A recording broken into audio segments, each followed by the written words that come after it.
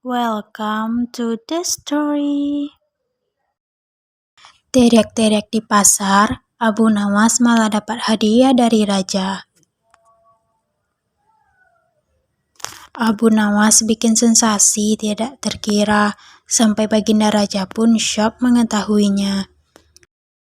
Dimulai saat uang Abu Nawas kian menipis, ia juga sudah lama tidak jumpa dengan raja. Maka itu Abu Nawas coba memancing agar diberi hadiah oleh sang raja. Suatu hari Abu Nawas membuat ulah di tengah keramaian pasar di kota Baghdad. Dia kemudian berbicara seperti orang yang beriman. Wahai umat manusia, ketahuilah, aku Abu Nawas adalah orang yang sangat membenci kepada hak, kebenaran dan suka kepada fitnah. Dan aku adalah orang yang lebih kaya dibandingkan Allah, ujar Abu Nawas sambil berteriak. Semua orang terdiam dan terkejut, padahal selama ini Abu Nawas dikenal sebagai seseorang muslim yang taat kepada Allah Subhanahu wa taala. Meskipun sering membuat lelucon, candaannya tidak pernah separah ini. Akibatnya, Abu Nawas ditangkap dan dibawa menghadap raja. "Hei Abu Nawas, benarkah engkau berkata begitu?" tanya raja. "Benar," jawab Abu Nawas. "Mengapa engkau berkata begitu? Sudah kafirkah engkau?" tanya raja lagi. "Ah, aku kira raja juga seperti aku. Raja juga pasti membenci perkara yang hak," ucap Abu Nawas. "Gila benar engkau," bentak sang raja. "Jangan marah dulu, wahai raja. Dengarkan dulu keterangan dariku," kata Abu Nawas mencoba menguasai situasi saat itu. "Keterangan apa yang ingin engkau dakwahkan? Seorang muslim, aku membela dan bukan membenci perkara yang hak. Engkau harus tahu itu," kata raja. "Tuan, setiap ada orang yang membacakan talqin, aku selalu mendengar bahwa mati itu hak dan neraka itu hak. Nah, siapakah orangnya yang tak membenci mati dan neraka yang hak itu? Tidakkah raja juga membencinya seperti aku?" jelas Abu Nawas. Kemudian raja terdiam sambil menyaring perlahan apa yang dikatakan Abu Nawas. Ya, tentu saja, kematian dan neraka adalah yang hak. Tapi bagaimana dengan pernyataanmu yang menyukai fitnah? Tanya sang raja. "Bukan hanya aku, raja juga menyukai fitnah. Raja barangkali lupa bahwa di dalam Al-Quran disebutkan bahwa harta benda dan anak-anak kita adalah fitnah. Padahal raja juga menyenangi harta dan anak-anak, seperti halnya saya. Benar begitu, raja?" tanya Abu Nawas. Sekali lagi raja mengangguk-angguk dan membenarkan pernyataan Abu Nawas. "Ya, memang begitu," jawabnya. "Lalu mengapa kau mengatakan lebih kaya dibanding Allah yang Maha Kaya?" tanya raja lagi. "Anak adalah kekayaan. Aku lebih kaya dari Allah karena aku mempunyai anak, sedangkan Allah tidak beranak dan tidak pula diberanakkan," jawab Abu Nawas. Raja lagi-lagi terdiam. Semua benar, sehingga raja hanya bisa mengangguk-angguk saja. "Ya, kamu benar.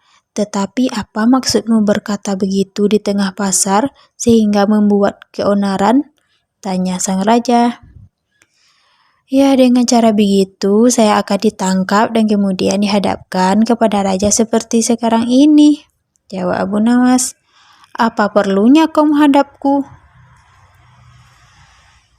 Kemudian tidak disangka Abu Nawas malah memberikan jawaban yang membuat orang-orang di sekitarnya tertawa. "Agar aku bisa mendapat hadiah dari raja," jawab Abu Nawas sambil tertawa kecil. Sidang yang mulanya tegang mendadak jadi penuh gelak tawa. Akhirnya raja pun menyerahkan hadiah kepada Abu Nawas dan misi sufi itu berhasil. Kisah pemilik warung makan punya siasat licik. Abu Nawas pakai cara kocak mengerjai balik.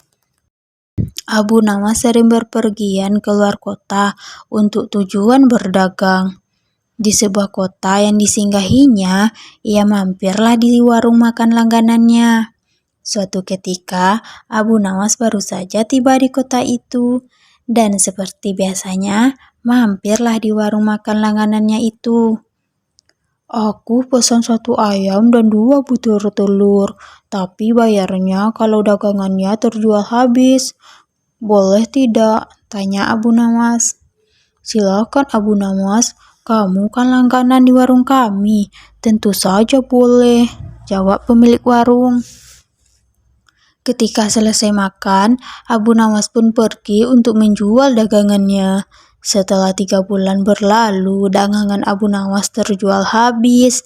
Kemudian dia mendatangi lagi warung makan langganannya tersebut. Bagaimana Abu Nawas? Apakah dagangannya laris? Tanya pemilik warung. Alhamdulillah kawan, daganganku laku semuanya. Oh iya kawan, aku pesan makanan seperti dulu. 1 porsi ayam dan 2 butir telur, ucap Abu Nawas. Baik Abu Nawas, kami akan langsung menyajikannya, ucap pemilik warung. Setelah selesai makan, Abu Nawas pun berkata, aku minta total tagihannya jangan lupa ya digabung dengan tagihan 3 bulan lalu, katanya. Si pemilik warung segera menghitung totalnya dan memberikan secari kertas. Di semua total tagihannya, Abu Nawas cukup 200 dirham saja, kata si pemilik warung. Apa 200 dirham? Hanya untuk 2 porsi ayam dan 4 butir telur? Kau bilang 200 dirham? Kau mau memerasku ya? Tanya Abu Nawas emosi. Sabar dulu Abu Nawas, jangan emosi begitu. Harga ini sudah cukup murah. Coba kau pikir, ayam yang kau makan sejak 3 bulan lalu, apabila setiap harinya dia bertelur, maka tentu akan menghasilkan ayam-ayam yang banyak. Bila dijual, totalnya bisa sampai ribuan dirham. Tapi aku memintamu membayar cukup 200 dirham, kata si pemilik warung menjelaskan. Itu tidak adil. Ini hanya akal-akalanmu saja, ujar Abu Nawas. Mereka berdebat tanpa hasil dan memutuskan menghadap hakim. Ketika keduanya menemui hakim, ternyata hakim berpihak kepada pemilik warung. Lalu hakim bertanya, apakah kalian berdua menyepakati harga sejak 3 bulan lalu? Tanya hakim. Tidak, Tuan Hakim, jawab Abu Nawas. Kalau begitu, ayam yang kau makan kemungkinannya bisa menghasilkan ratusan ayam dan telur, tutur hakim. Ya itu mungkin saja, tapi kalau ayamnya hidup, sedangkan ayam yang kumakan sudah mati dan dimasak, balas Abu Nawas.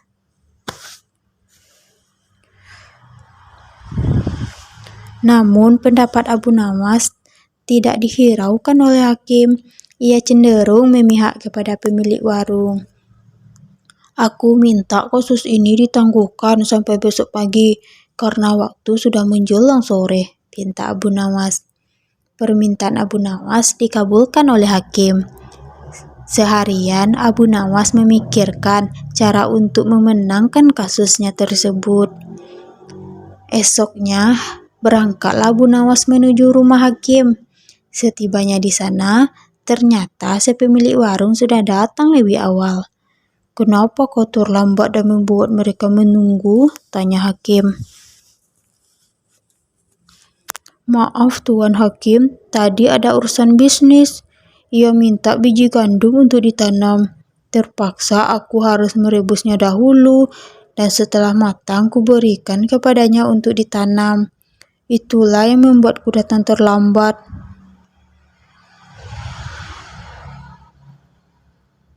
kata Abu Nawas. Mendengar itu, hakim dan pemilik warung menertawakan Abu Nawas. Lalu dengan nada mengejek, Si pemilik warung berkata kepada Abu Nawas, "Luar biasa, aku baru dengar ada biji gandum yang sudah direbus, ditanam dan kemudian bisa tumbuh," kata hakim dan pengacara tertawa terpingkal-pingkal. Setelah tawa mereka mereda, Abu Nawas berkata, "Itu memang aneh, tapi kenapa kalian tidak tertawa ketika ada ayam yang sudah dimasak, dapat bertelur dan berkembang biak, lalu dipatok harga sebesar 200 dirham?" kata Abu Nawas. Spontan hakim dan pemilik warung terdiam. Tidak sepatah kata pun keluar dari mulut mereka. "Kenapa kalian terdiam? Apa harus aku yang tertawa?" tutur Abu Nawas. Wajah mereka berdua langsung pucat, dan setelah terdiam agak lama, Abu Nawas pun keluar. Akhirnya Abu Nawas lolos dari siasat licik pemilik warung. Wallahu a'lam.